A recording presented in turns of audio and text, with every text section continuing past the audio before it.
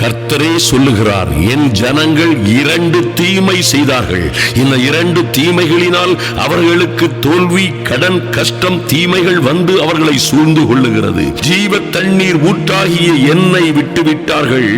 தண்ணீர் நிற்காத தொட்டிகளாகிய வெடிப்புள்ள தொட்டிகளை தங்களுக்கு வெட்டி கொண்டார்கள். கர்த்தருடைய மேன்மையும் மகிமையுமான ஆசீர்வாதங்களை பெற்றுக் கொள்வதற்கு பதிலாக முதலாவது தேவனுடைய ராஜ்யத்தையும் அதன் நீதியையும் தேடுங்கள், பிறகு இவைகள் எல்லாம் உங்களுக்கு கூட கொடுக்கப்படும் என்று சொன்ன கர்த்தரை விட்டுவிட்டு, ஐயா, ஜீவ தண்ணீர் உள்ள அந்த நதியை விட்டுவிட்டு வெடிப்புள்ள தொட்டிகளை தங்களுக்கு ஏற்றபடி உருவாக்கி கொண்டார்கள்.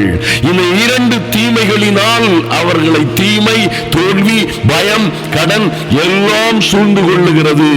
நாம் கர்த்தரை தேடுவோம், கர்த்தரையே பற்றி கொள்ளுவோம். முதலாவது தேவனுடைய ராஜ்யத்தை தேடும் பொழுது பிறகு இவைகள் எல்லாம் நமக்கு கூட கொடுக்கப்படும்.